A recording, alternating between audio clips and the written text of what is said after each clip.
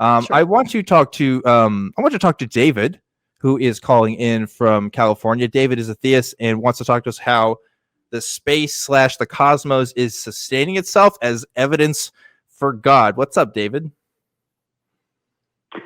Hey, how you doing, Dan Agoria? It's good. It's Gail, Jesus. Actually, but yes, we're doing good. Oh, Gail. Okay. Yeah. I just wanted to say I love Jesus, and I think we should all take personal responsibility for our actions and not try to blame religion or our parents or anybody else. It just David, whoa. Let's stop you right there. No, we are not saying nobody should take personal responsibility for our actions. Is not what we're saying. What we're saying is a child who's 10 years old should not be held to the same standards of an eternal punishment or of an afterlife that an adult should, right? Like they're definitely, the punishment does not fit the crime here. That's the difference, okay? Nobody here is saying that we shouldn't take personal responsibility for our actions or that we shouldn't try to be better people. But there is a difference in how we distribute justice compared from a secular point of view compared to a Christian one. Definitely different there. So let's not make mischaracterizations. No, I know. I just noticed the caller was trying to blame her parents and the pedophile next door. She's taking the lowest common denominator instead of saying, "Hey, I got problems." You know what I mean? So hey, anyways, people get problems from other people, David. I don't know what you're saying. I don't know if you know how trauma works, but trauma can be a lifelong debilitating thing that other people can be the cause of. And yes, does it take personal growth and personal work to work through that? Absolutely. But to say that other people cause trauma is accurate is that's totally accurate. Yeah, but it's not religion's fault, and you can't blame your parents and the government or anybody else. I strongly disagree. Actually, if you weren't religious, you wouldn't be telling people that they're going to hell after they die. So, I as a secular person, I have absolutely no reason to tell people that, and no reason to tell people that they're sinful and that they need redemption. So, yeah, I would actually blame religion on that. So, you're totally wrong. Yeah. Well, I don't have any problem telling you if you jump off a cliff, you're going to die when you land on the bottom either. Right. So that's just a natural fact of reality that people can observe. I've never observed anybody go to hell. Never seen it. Yeah, and if you can provide evidence of that, David, that's great. But otherwise, as far as I'm concerned, you're telling people a lie. It's not a lie though, but they do go to hell. Is it? How do you know that? How do you know that, David? How do you know people go to hell? Well, I know for a fact because I got evidence where you forgot, because I know Jesus is real. Okay, but Jesus could be real and hell couldn't be real, right? So how do you know people go to hell after they die? What is your evidence for that? Because it's called justice. Okay, that's not evidence. You just said that's called justice. Wait a minute. It's not evidence. I'm asking for evidence of how do you... David, I'm asking for evidence of how you know people go to hell after they die. Well, the Bible is the evidence. Jesus is the evidence. So the Bible is the evidence. Okay. The Bible is the evidence. So because the Bible says, let's walk it through here, David. So because the Bible says that people go to hell after they die, we should automatically believe it's true because the Bible says so. Well, I would much rather you believe that Jesus is trying to save you from hell because Jesus is good. That's great, but that's not what I'm asking. So what you're saying, David, is that because the Bible says that we go to hell after we die because we are not saved, we should believe it is true. Because the Bible says I'm telling you that it's highly conspicuous that the Bible is true in all of its morality and all of its history and everything it says. Can a book be true about some things? David, can a book be true about some things but not other things? Can a book be true about everything? I don't know if a book can be true about everything, but that's not what I'm asking. Can a book be true about some things and not other things? Well, not the Bible. Why not? It could be true 100% of the time. Why not the Bible? Because it happens to be true. Some things are just why? How do you know? How do you know that the Bible is 100% true? How do you know that? Because I told you it's history. Okay, Is it? It's the most accurate history. It's the most accurate history known to mankind.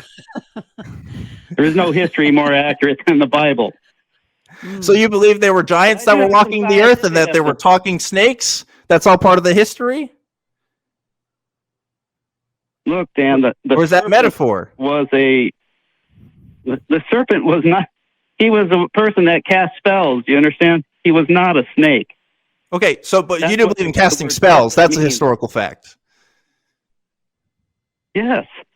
Okay, well, awesome. Islam has that entity as their God, Allah. Yeah, I'm not a Muslim, so I don't know why you're telling me that.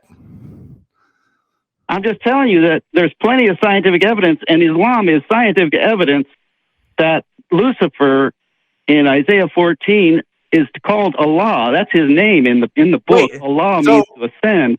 That's because Islam says that they call him Allah. That's scientific evidence.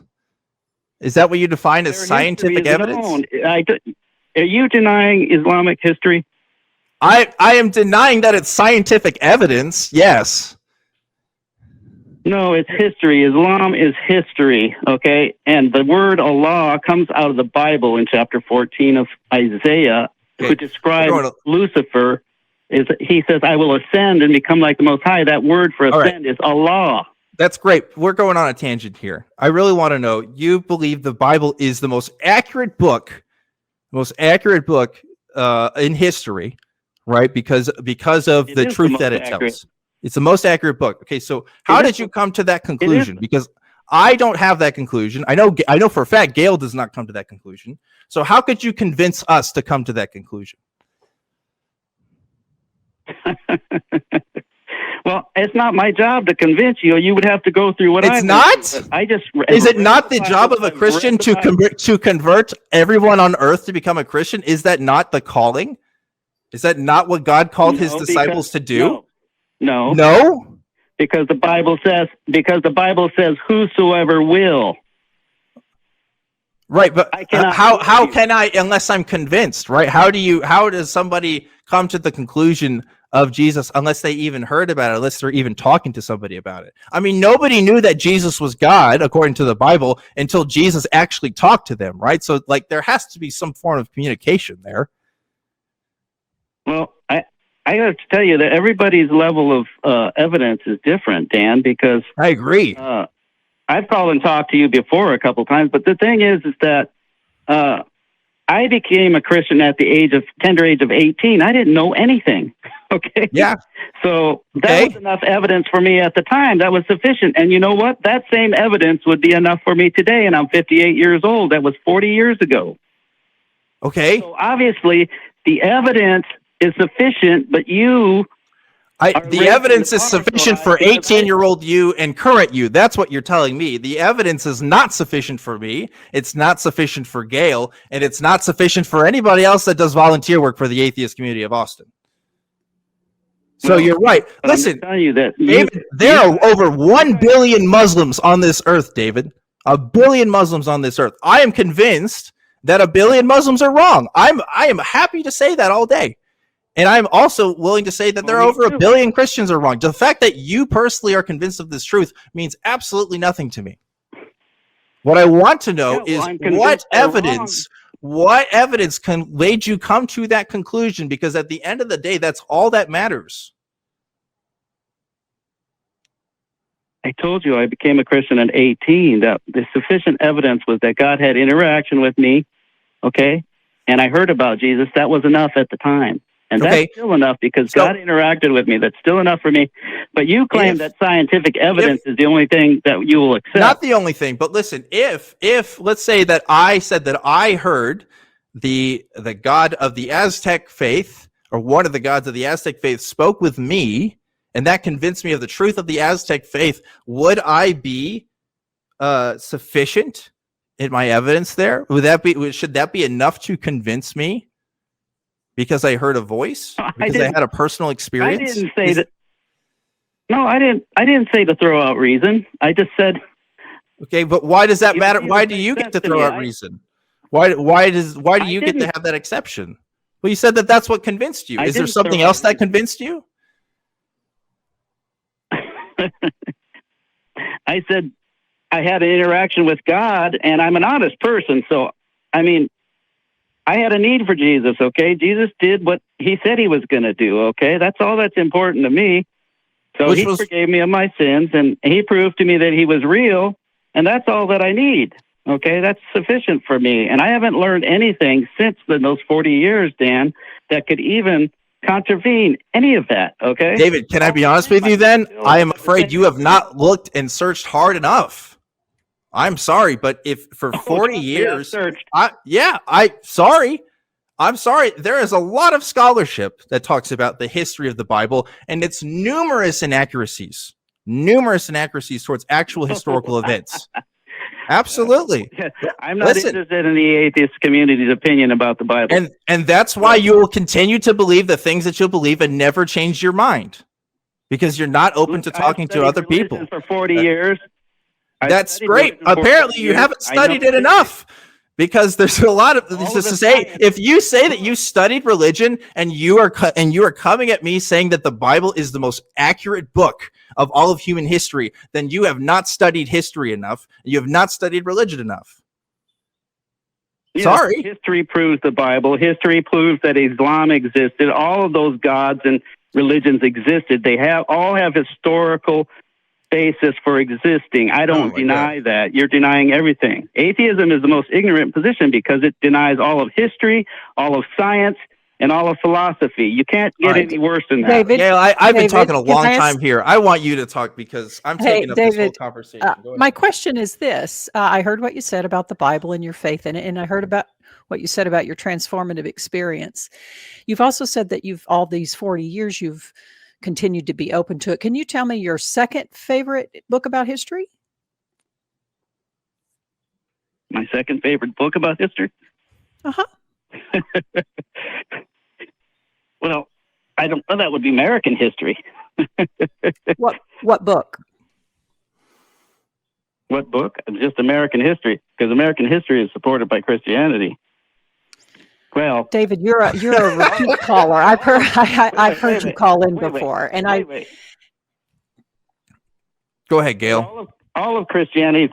I'm gonna mute David here. Go ahead.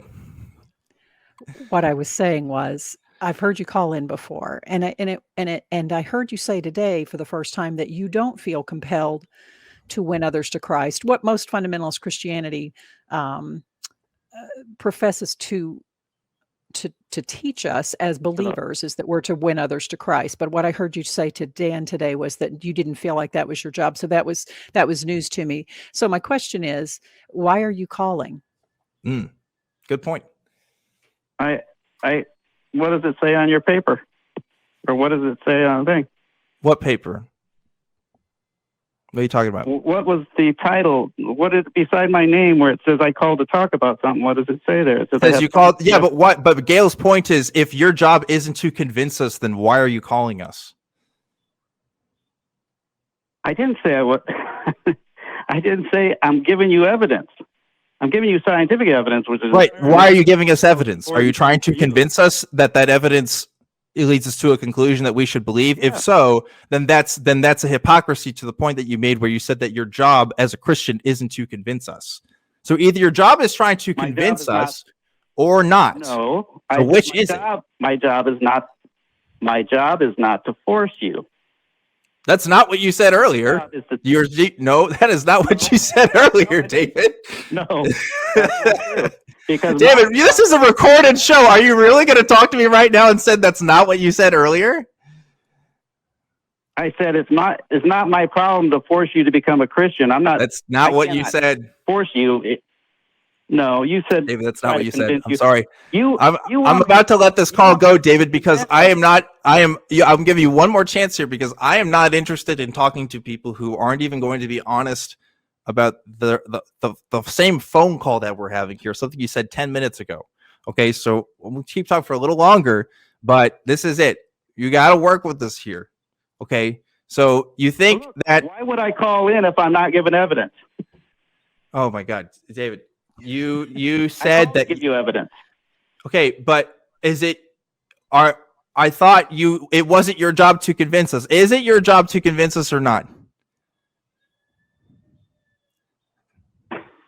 It's my job to preach the truth. Yes, it's not my job to make you cause you or force you to make a decision for Christ. Okay, but isn't giving us evidence giving us a reason for making a decision? So isn't that in some way causing us to change your mind? Yeah, I'm trying to reason with you. Okay, so you are trying to convince us.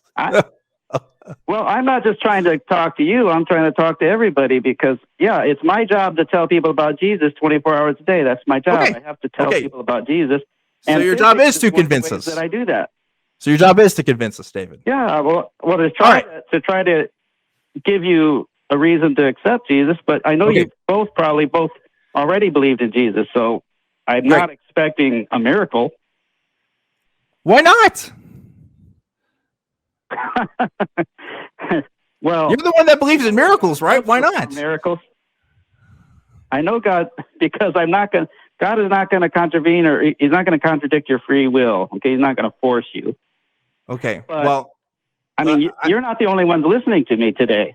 I understand that, and I totally get. Yeah, you want to speak to more than just the person you're talking to on the phone. But David, I think that's all the time I want to spend talking with you today, because if you're gonna flip flop on this and say yes, it is your job to convince us, but no, it's not your job, but yes, it is your job, I don't understand. I get it. Like, look, the reason why Gail and I are on shows like this is because we want to convince people of our ideas. Again, we're not forcing people in the sense like we're not making policy decisions that actively affect people's lives if they don't agree with us. Okay, right? I think that's what most people say when they say forcing. But yeah, of course, like we wouldn't be talking unless we thought that we didn't have anything to say, right? That's okay. I don't mind that. But to say that, and then to go on to say that God can't intervene or you shouldn't expect him to intervene, yet he intervened in your life, David, like that's part of your experience. I don't understand. I don't understand. It seems like we're talking out of both ends here, but I went ahead and let you go, David. Sorry, Gail. Do you have any other thoughts on that call? That was a lot to deal with. That was a lot. David has called in before. Yeah. And now I don't know what his MO is. I don't know if he's trying to convince me or what. I don't know if he's being even honest with himself. Yeah, I'd say that's true. Anyway, David, if you have, I don't know, if you want to talk to us about real evidence, I know you said you want to call in about evidence. We didn't even get to that because we went on a whole other tangent there. But I'm glad we did. Expanding universe thing. He's called in before. It's all about that. That's his sustainability of the universe somehow indicates God's existence, but I don't know.